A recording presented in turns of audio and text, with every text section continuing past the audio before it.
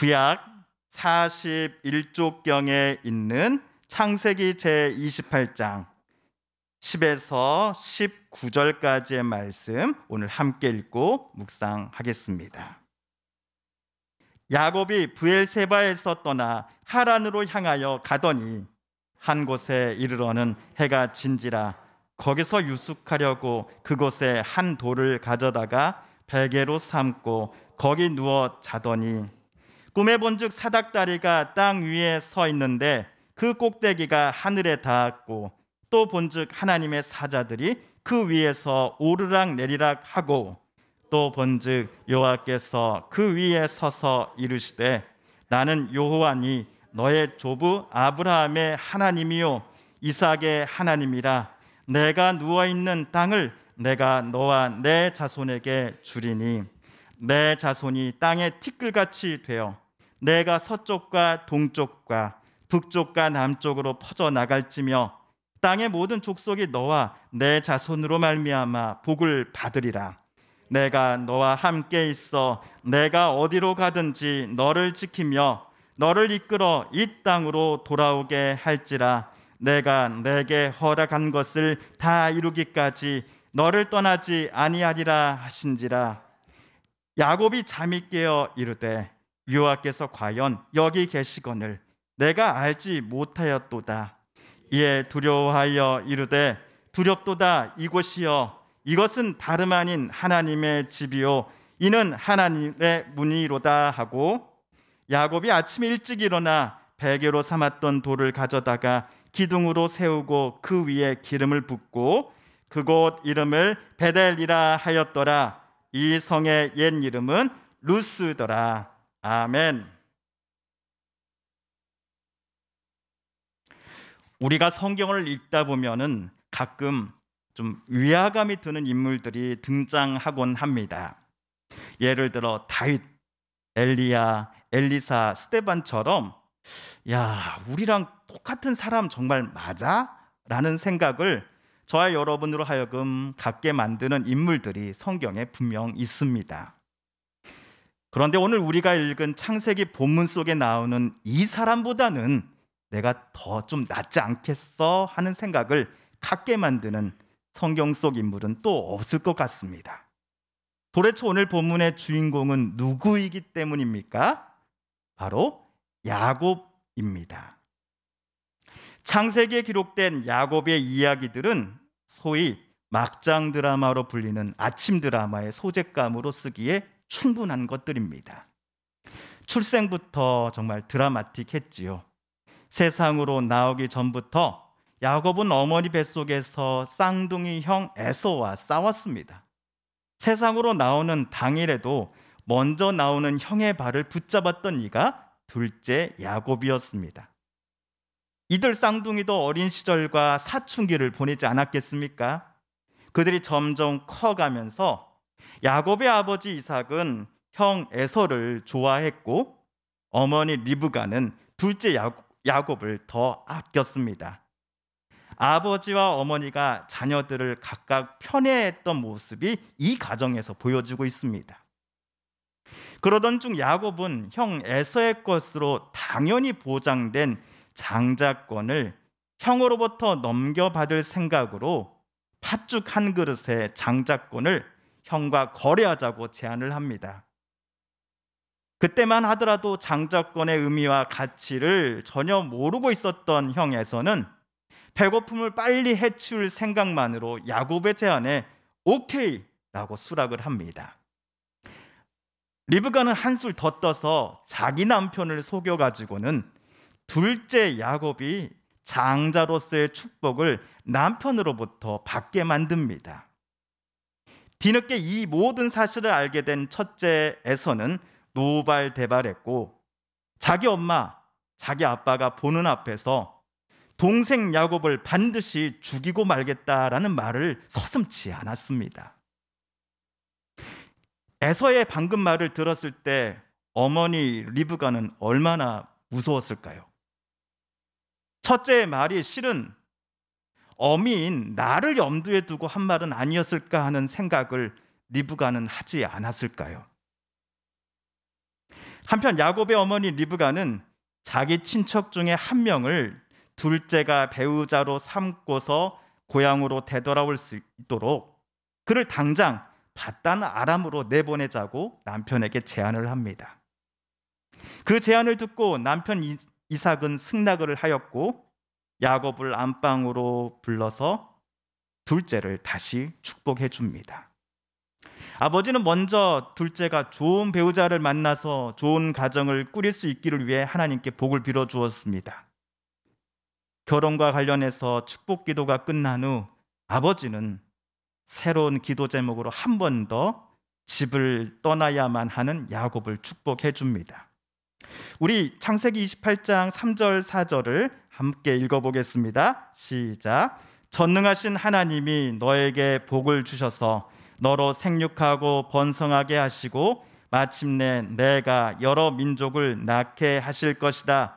하나님이 아브라함에게 허락하신 복을 너와 내 자손에게도 주셔서 내가 지금 나그네 살이를 하고 있는 이 땅, 하나님이 아브라함에게 주신 이 땅을 내가 유산으로 받을 수 있도록 해주시기를 바란다.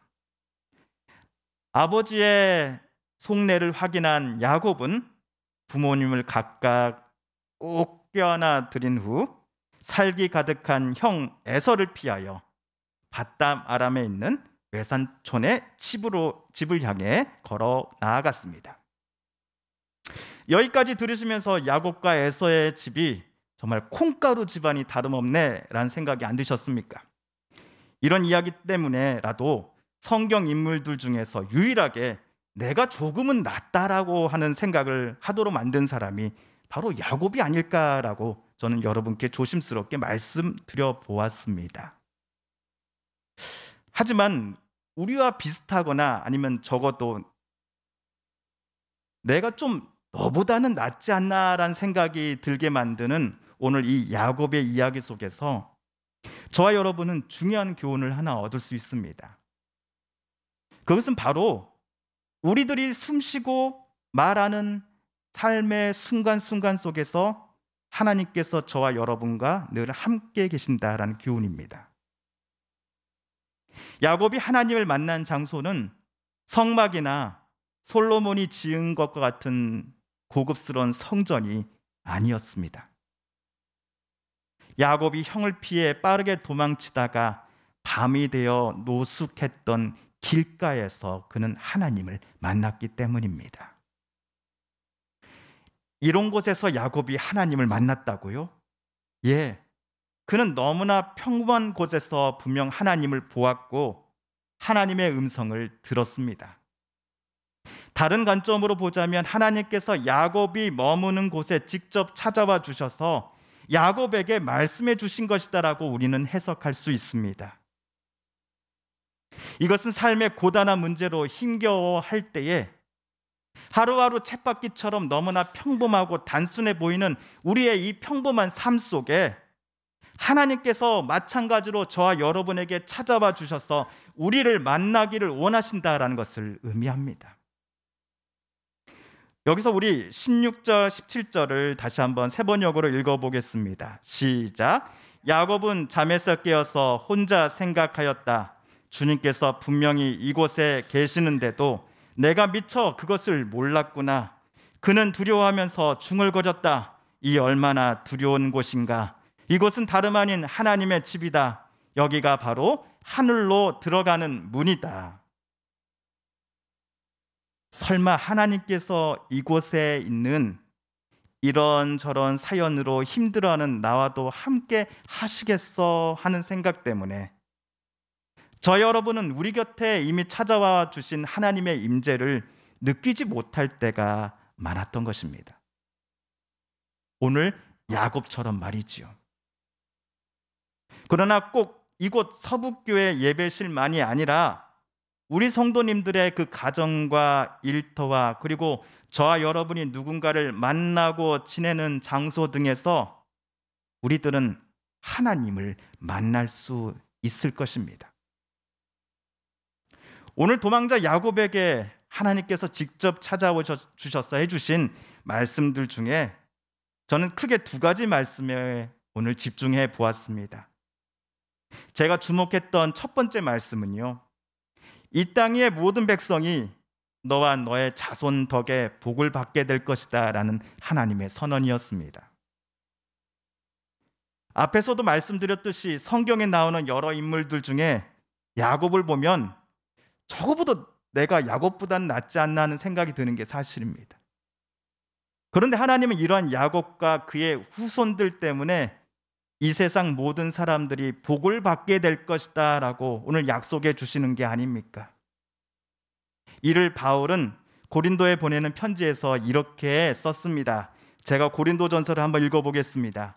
그러나 하나님께서 세상에 미련한 것들을 택하사 지혜 있는 자들을 부끄럽게 하시고 세상에 약한 것들을 택하사 강한 것들을 부끄럽게 하려 하시며 하나님께서 세상에 천한 것들과 멸시받는 것들과 없는 것들을 택하사 있는 것들을 폐하려 하시나니 기록된 바 자랑하는 자는 주 안에서 자랑하라 함과 같게 하려 함이라.